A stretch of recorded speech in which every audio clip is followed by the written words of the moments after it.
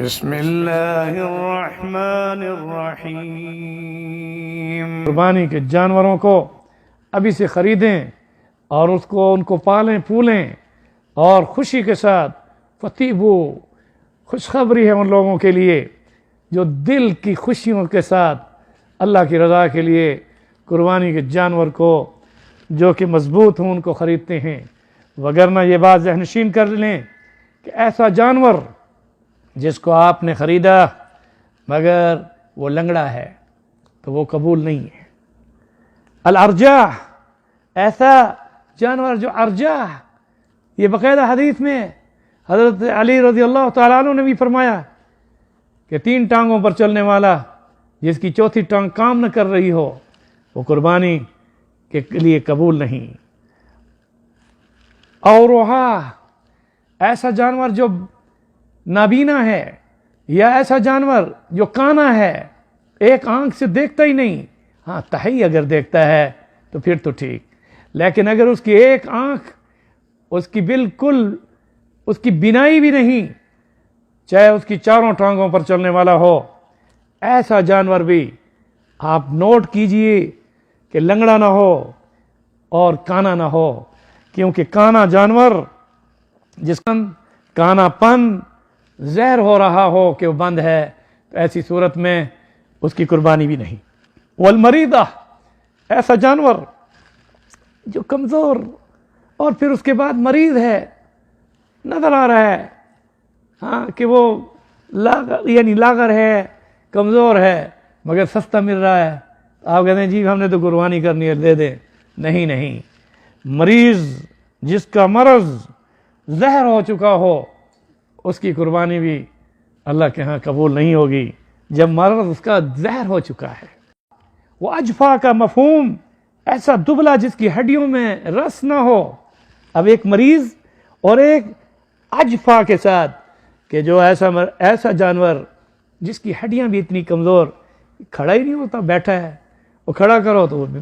پھر اس کے بعد بیٹھ جاتا ہے اور چل ہی نہیں سکتا، ٹانگیں ہیں، آنکھیں بھی ہیں اور اس کے علاوہ سینگ بھی ہیں، کان بھی ہیں، مگر وہ اجفا ہے جو کہ بہت اس کی ہڈیاں کمزور ہیں، تو یہ بھی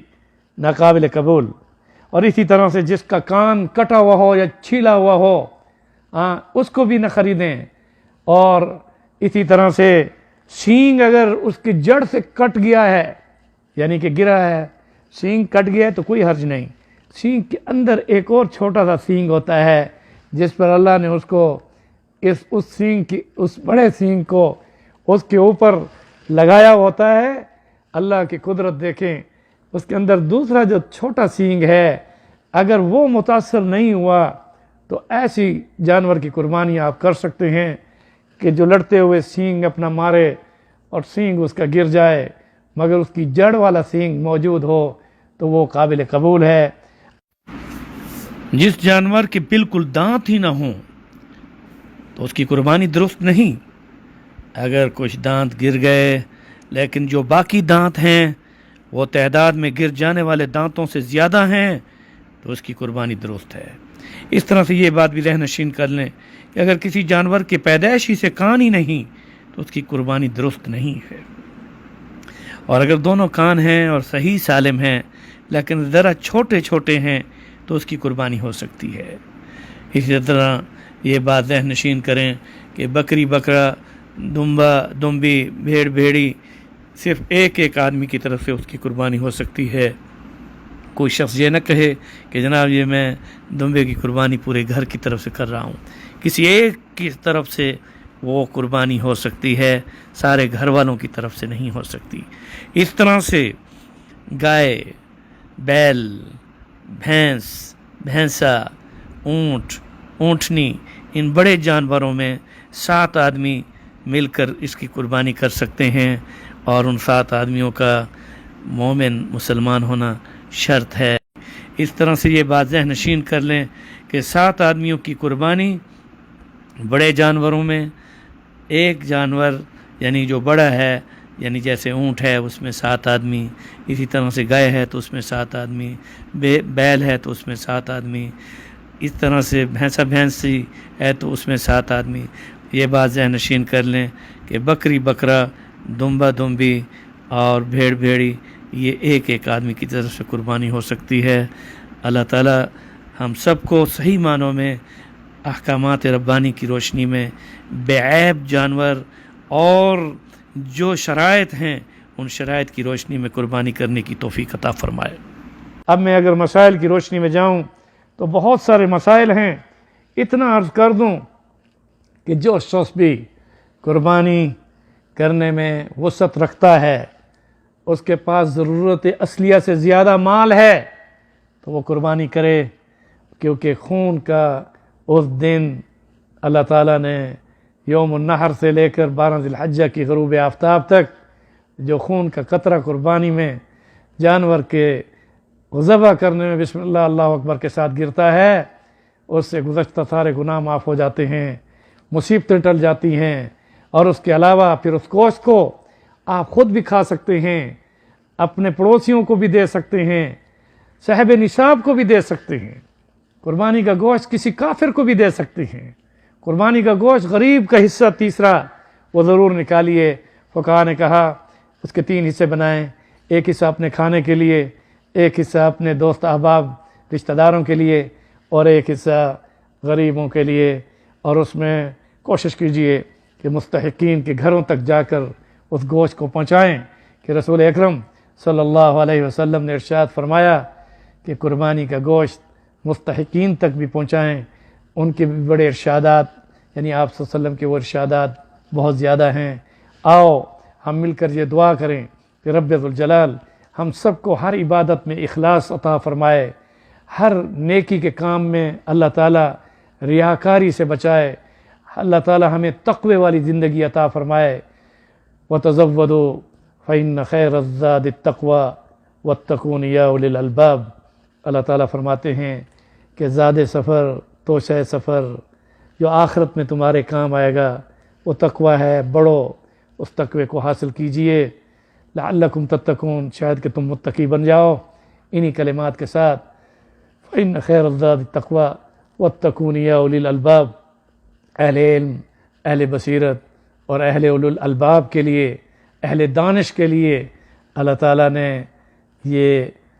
حکم فرما دیا کہ غور کیجئے اور اس پر چلیے اور تقوی کو اختیار کیجئے. التقوی ہا ہونا، التقوی ہا ہونا، التقوی ہا ہونا. فرمایا تقوی اس دل کے اندر کی کیفیت کا نام ہے. الا ان فی الجسد مضغہ اذا صلحت صلح الجسد کلہ واذا فسدت فسد الجسد کلہ الا وہی القلب. فرمایا یہ تقوی کا مرکز تمہارا دل ہے، گوشت کا لوتھڑا ہے. اگر وہ صحیح تو سارا جسم صحیح، اور اگر وہ غلط تو سارا جسم غلط. تو اسی طرح الا ان فی الجسد کے ساتھ تمہارے جسم میں گوشت کا لوتھڑا اگر وہ صحیح ہے. انما الاعمال بالنیات، اپنے اعمال کی نیتوں کو درست کیجئے، کیونکہ اعمال کی قبولیت کا دار و مدار نیت پر ہے. اور نیت کا جو محل ہے، اس کا نیت کا محل وہ محلها قلب، محلها قلب. النیہ محلها قلب، تمہاری نیت کا جو محل ہے وہ دل ہے. اللہ تعالی ہم سب کے گھروں کے حالات، ہم سب کی جتنے بھی سامعین ہیں، ناظرین ہیں، میرا یہ بیان سن اور دیکھ رہے ہیں، میری دعا ہے کہ رب ذوالجلال ہمیں ہر عمل میں اخلاص عطا فرما کر ہمارے گھروں کے ماحول کو خوشحال، خوشگوار، صحت مند بنا کر اللہ تعالی ہمیں درازی عمر، عافیت والی، سلامتی والی، عزت والی، فراخی رزق والی اور سعادت دارین کے ساتھ نصیب فرمائے. اور قیامت کے دن ہم سب کے والدین، بہنوں، بھائیوں، بیوی، بچوں کو بغیر جدائی کے رب ذوالجلال عرش کے سائے میں رسول اکرم صلی اللہ علیہ وسلم کے جھنڈے کے نیچے نبیین، صدیقین، شہداء و صلحاء کے ساتھ صحابہ کرام اور اہل بیت کے قدموں میں جگہ عطا فرما کر رب ذوالجلال ہم سب کو رسول کریم صلی اللہ علیہ وسلم کے دست اقدس سے حوض کوثر کا جام، ساقی کوثر سے جام کوثر اللہ عطا فرما کر ہم سب کو اللہ اپنے فضل و کرم سے اپنے پیارے نبی صلی اللہ علیہ وسلم خاتم النبیین رحمت للعالمین کی شفاعت کے ساتھ اللہ تعالی ہم سب کے والدین، بہنوں، بھائیوں، بیوی بچوں کو جنت کی بہاروں میں رسول اکرم صلی اللہ علیہ وسلم کی مجلس میں اپنا دیدار نصیب فرمائے، اپنا سلام عطا فرمائے۔ سلام قولا من رب الرحیم، جس میں سلام بھی ہو،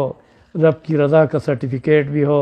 اور رب یہ فرمائیں گے میں بھی ہمیشہ، تم بھی ہمیشہ، وقفوں کی دنیا ختم، اب ہمیشہ کی زندگی میں تمہاری جوانی میں کبھی بڑھاپا نہیں آئے گا، اور تمہاری صحت میں کبھی بیماری نہیں آئے گی، اور تمہاری اس چہرے کی رونق ہر جمعے کو رسول اللہ کی مجلس میں میرے دیدار کے ساتھ جنت کی رونقوں کو اور تمہارے چہروں کی رونقوں کو میں بڑھاتا چلا جاؤں گا، اور میں تمہارے لیے تم سے راضی ہو گیا، اب تمہارا رب تم سے کبھی ناراض نہیں ہوگا۔ اے اللہ ہمیں وہ مجلس جس میں تیرا یہ اعلان ہو، ہم سب کے والدین، بہنوں، بھائیوں، بیوی بچوں کو، ہم سب کو بغیر جدائی کے وہ اعلان ربی، بشارت اور خوشخبری رسول اللہ کی مجلس میں ہم سب کو عطا فرمانا، اور ہم میں سے کسی کو محروم نہ فرمانا۔ سبحان ربک رب العزت عما یصفون وسلام علی المرسلین والحمد للہ رب العالمین برحمتک یا ارحم الراحمین۔ دین اسلام کے نشر و اشاعت کے لیے دینی اصلاحی خطبات، دروس تفسیر قرآن و حدیث اور اسلامک لیکچر سننے کے لیے مولانا ڈاکٹر احمد علی سراج کا آفیشیل چینل سبسکرائب کریں اور بیل آئیکن کو دبائیں۔ جزاکم اللہ خیرا۔